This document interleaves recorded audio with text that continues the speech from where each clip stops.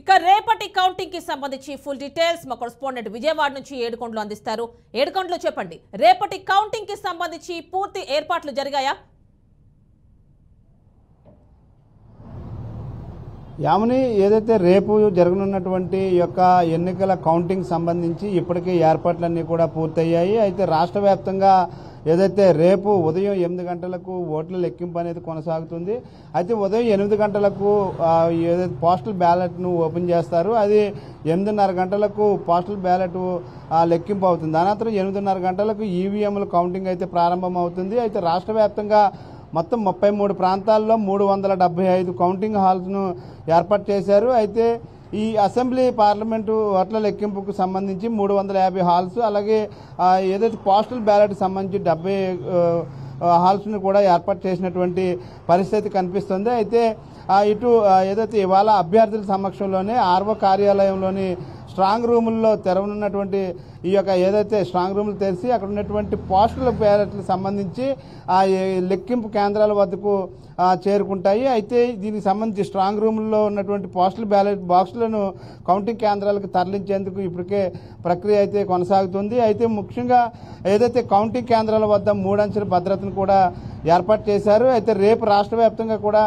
Dry డేని నిర్వహించారు. ఎక్కడ కూడా మద్యం అమ్మడానికి అమ్మకాలు లేకుండా పూర్తి కట్టుదిట్టమైనటువంటి చర్యలు అయితే తీసుకున్నటువంటి పరిస్థితి. అయితే రేపు రాష్ట్ర వ్యాప్తంగా 144 సెక్షన్ కూడా ఏర్పాటు చేశారు. అయితే ఈసారి గతంలో ఎన్నడూ లేని విధంగా రాష్ట్రంలో 67 కేంద్ర బలగాలను మోహరించినటువంటి పరిస్థితి గతంలో ఎన్నడూ లేదని చెప్పేసి ఇప్పటికే ఈసీ కూడా చెప్పినటువంటి పరిస్థితి. అయితే 198 సమస్యాత్మక ప్రాంతాలను గుర్తించామని, అక్కడ మరింత కట్టుదిట్టమైనటువంటి చర్యలు తీసుకుంటున్నామని, గతంలో ఎన్నడూ లేని విధంగా 67 కేంద్ర బలగాలను మోహరించామని, ఈరోజు మరొక 25 బలగాలు రావడంతో మొత్తం 67 బలగాలు అయినాయి అని చెప్పేసి చెప్తున్నటువంటి పరిస్థితి కనిపిస్తుంది. అయితే మరోవైపు ఏదైతే రేపు జరగనున్నటువంటి కౌంటింగ్కి సంబంధించి కొద్దిసేపటి క్రితం డీజీపీ కూడా ఒక లేఖను విడుదల చేశారు.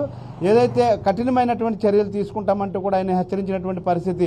కౌంటింగ్ నేపథ్యంలో సోషల్ మీడియా పైన కూడా ప్రత్యేక దృష్టి పెట్టారు. ఎవరైనా రెచ్చగొట్టేటువంటి వ్యాఖ్యలు కనుక చేసినట్టయితే కనుక వారిపైన సీరియస్గా ఉంటుందని చెప్పేసి వారిని అరెస్టులు కూడా చేస్తామంటూ కూడా చెప్పినటువంటి పరిస్థితి. గీత దాటితే తాట తీస్తామంటూ కూడా ఏపీ డీజీపీ హెచ్చరించారు. అయితే ముఖ్యంగా సోషల్ మీడియా వేదికగా బెదిరింపులకు పాల్పడుతున్నారనేటువంటి ఒక ఏదైతే ఆయనకు అందినటువంటి సమాచారం మేరకు ఆయన ఈరోజు తీవ్ర స్థాయిలో దీనిపైన దృష్టి పెట్టారు. అయితే ఐటీ యాక్ట్ కింద కేసులు నమోదు చేస్తామని, రౌడీ షీట్లు ఓపెన్ చేస్తామంటూ కూడా చెప్పినటువంటి పరిస్థితి. మరోవైపు పీడీ యాక్ట్లు కూడా ఉపయోగిస్తామంటూ కూడా చెప్పినటువంటి పరిస్థితి.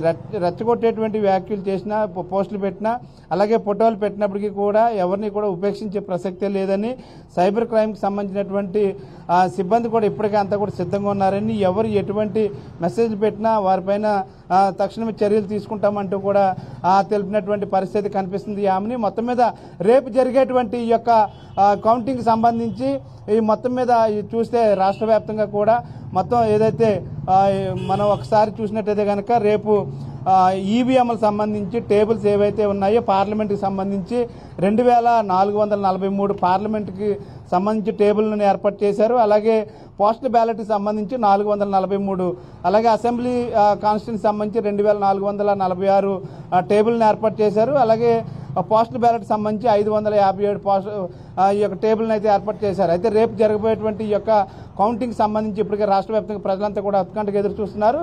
ఇక్కడ ఏదైతే ప్రధాన పార్టీలు కూడా తమ భౌతేయం ఎలా ఉండబోతుందంటూ కూడా ఇప్పటికే అందరూ కూడా టెన్షన్గా ఎదురు చూస్తున్నటువంటి దానికి మరికొద్ది గంటల్లోనే తెరపడనుంది. యామిని.